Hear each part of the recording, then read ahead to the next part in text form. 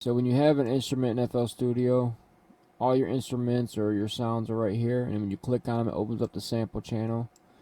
If you click right here, it'll assign it to a channel or a track on your mixer. That one's assigned to channel 4.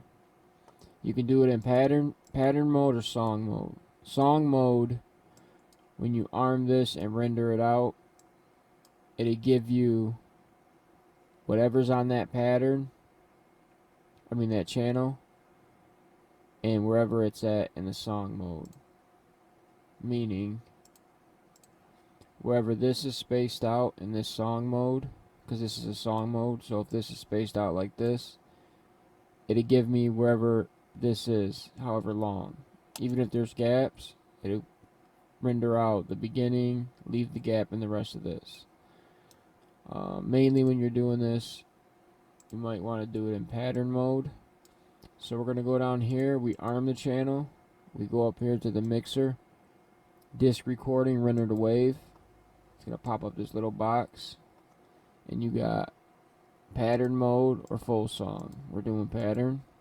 We're going to ask it to cut it at the end because we want it to loop. So when the next one we put, it'll be an even loop.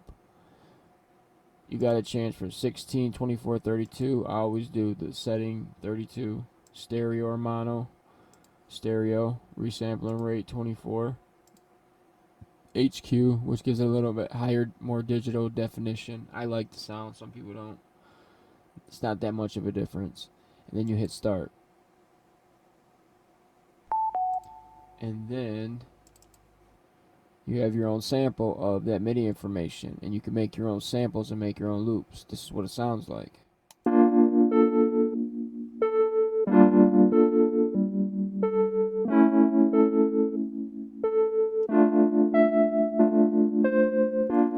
And that's how you use FL Studio to make samples and loops. Hit the like button, help this video get some views, man. That's your boy D-Scan. Holla at me.